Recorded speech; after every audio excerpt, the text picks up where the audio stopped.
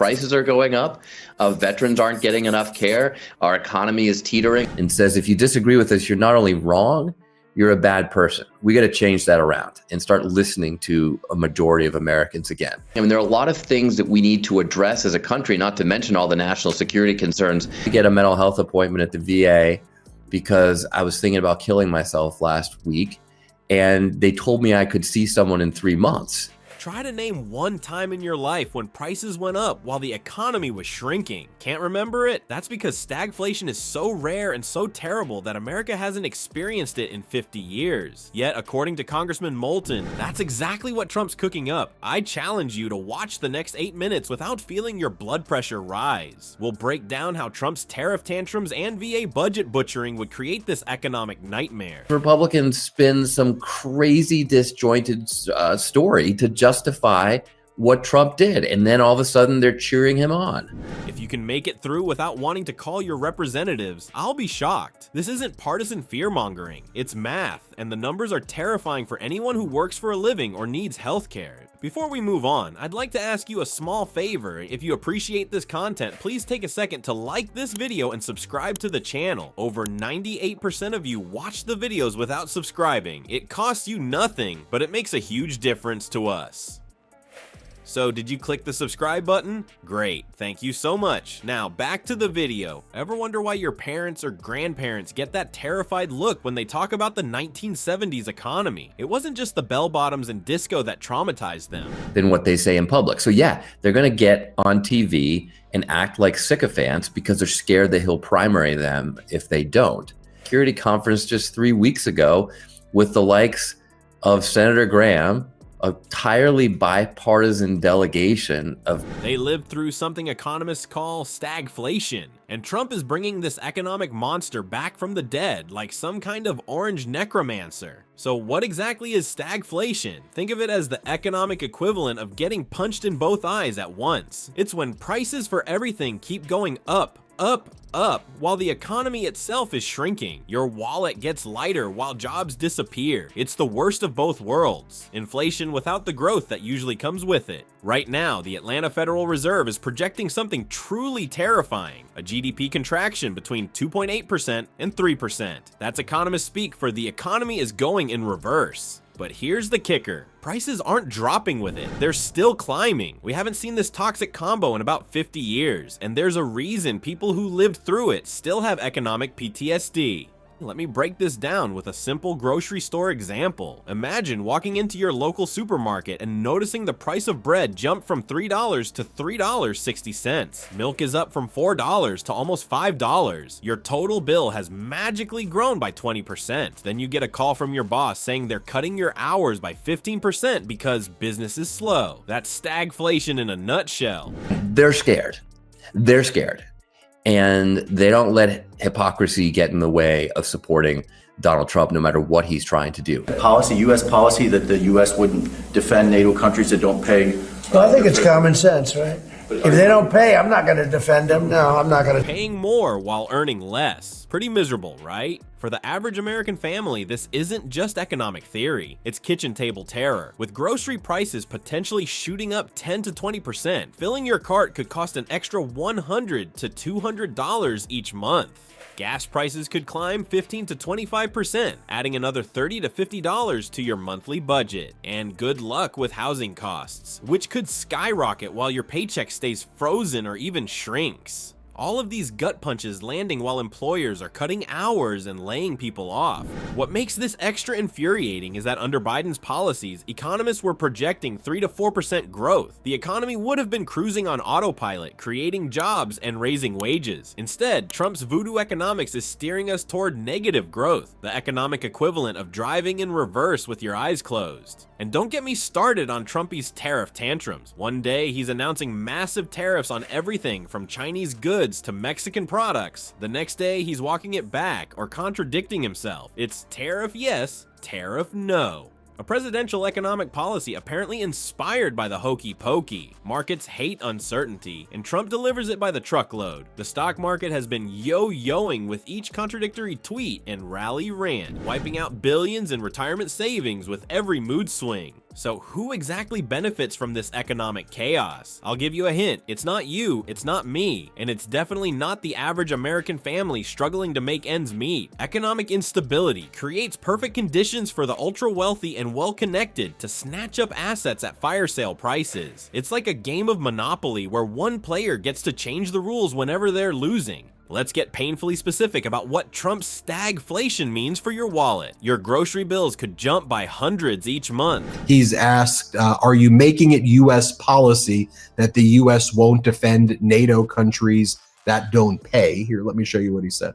Prices surging, so that combination of GDP contraction and prices surging is something called stagflation. Hasn't happened in 50 years. Your rent or mortgage payment might climb while your property value drops. Your boss might cut your hours or eliminate your position entirely as the economy contracts. Your retirement account could shrink just when you need it most. And if you need a new car or appliance, those tariffs mean you'll pay a premium, assuming you can afford anything at all. This isn't just bad economic policy, it's economic malpractice that borders on sabotage. The only people smiling are those wealthy enough to weather the storm and capitalize on everyone else's misfortune. For the rest of us, it's the 1970s all over again, minus the cool music and plus a whole lot of MAGA hats. Speaking of economic casualties, remember when Trump called American soldiers losers and suckers? Turns out that wasn't just talk. His plan to gut nearly 1 million VA jobs proves he meant every word. Veterans who survived combat now face a new enemy, a healthcare system being dismantled by the same draft dodger who mocked their service. Let's talk about Congressman Seth Moulton, a Marine veteran who doesn't just talk the talk, he walks it too.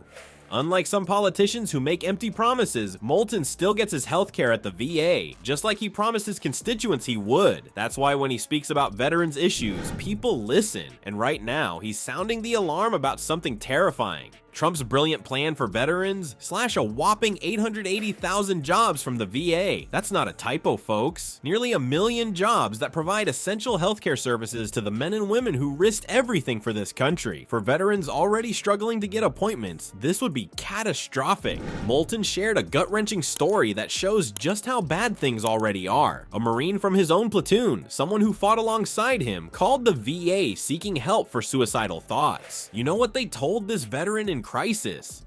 Sorry, but you'll have to wait 3 months for an appointment. 3 entire months for someone contemplating ending their life. To get a mental health appointment at the VA because I was thinking about killing myself last week, and they told me I could see someone in 3 months. Great Marine vet that I served with, risked his life for all of us.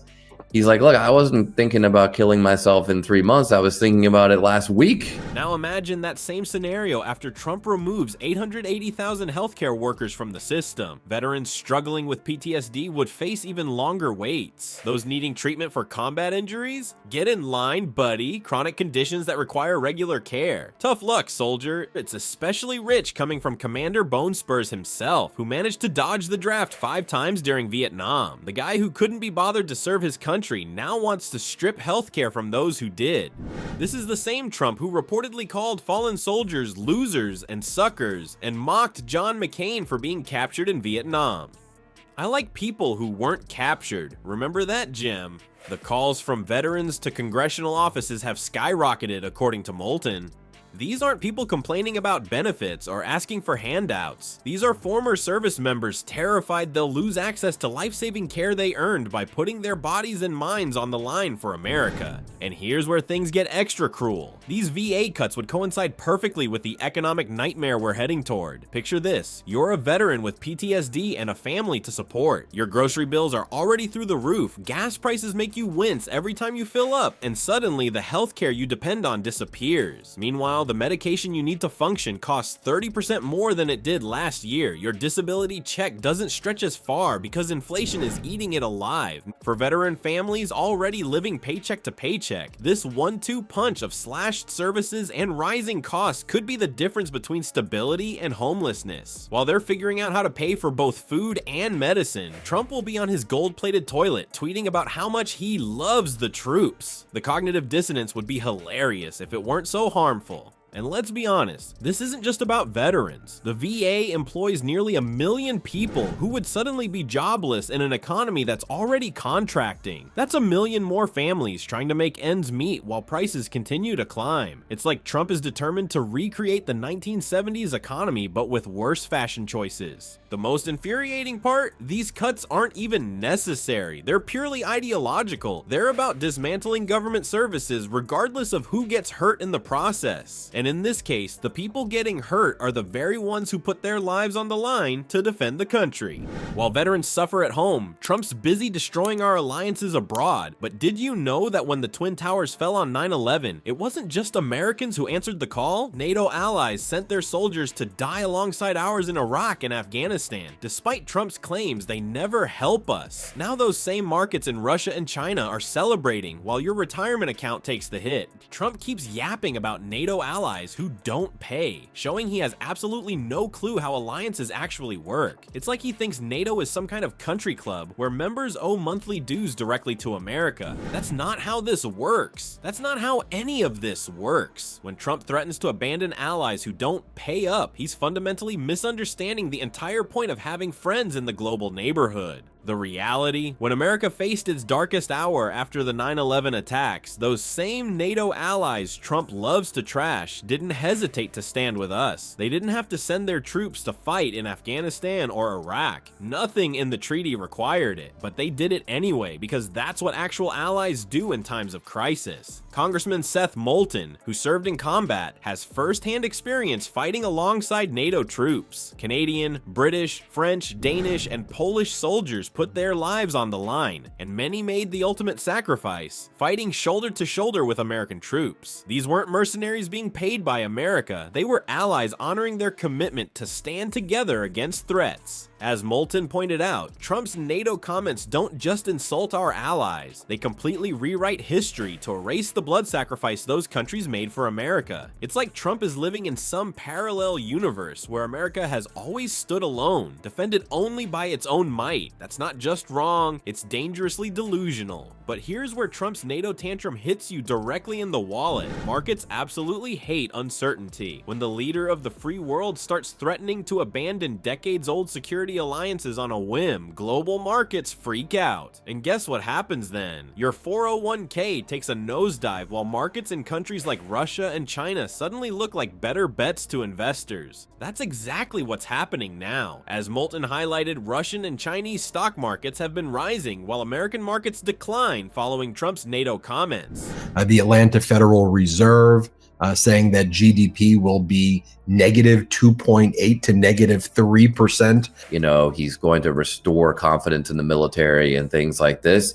It just doesn't line up with his personality. So no, it's not surprising that The economic math isn't complicated. When America threatens to abandon its leadership role and walk away from its allies, our adversaries celebrate because they see an opportunity to fill the power vacuum. Trump's loose talk about NATO sends what Moulton calls a green light to adversaries to walk all over America and its friends. It's like Trump is practically inviting countries like Russia to test the boundaries of what they can get away with. And every time global stability takes a hit, so does your bank account. Think about what happens to global trade when America stands alone. When we alienate allies, we disrupt carefully constructed supply chains that keep prices affordable for American consumers. Those fancy electronics you love, the clothes in your closet, the parts in your car, a huge percentage come from countries that are our allies, the same ones Trump seems determined to antagonize. When those trade relationships get rocky, companies face higher costs and more bureaucratic headaches to get products to market. And who ultimately pays those costs? You do, in the form of higher prices at the checkout counter. Everything from your morning coffee to the medication that keeps you healthy could suddenly cost more because Trump decided to play tough guy with our allies. The projected economic contraction isn't just a number on a chart. It has real-world consequences for families across America. When the economy shrinks by 3%, companies start laying off workers to cut costs. Retirement accounts that millions of Americans rely on for their future security lose value. Consumer spending drops as people tighten their belts, which triggers even more layoffs in a vicious cycle.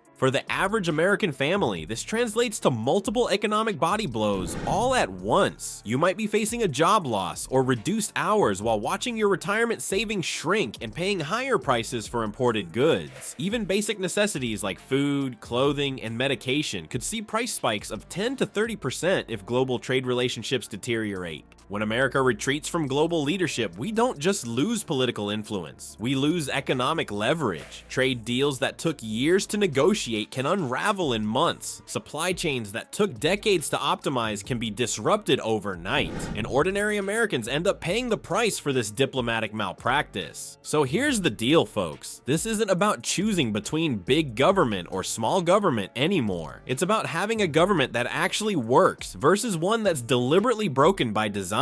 And says, if you disagree with us, you're not only wrong, you're a bad person. We got to change that around and start listening to a majority of Americans again. Congressman Moulton gets it right. Democrats need to step up with their own vision of government that works better without cutting essential services. Take his Faster Care for Veterans Act. That's how you improve efficiency without leaving people hanging. Meanwhile, Trump's putting Elon Musk in charge of government efficiency, which is like putting a demolition expert in charge of home renovations. Moulton pointed out that Musk's approach is actually making things worse. Longer wait times for veterans and worse service for everyone. The warning signs are screaming at us. Will we listen before our economy goes completely sideways? Or will we keep falling for the government bad billionaire good routine until we're all eating ramen noodles in the dark?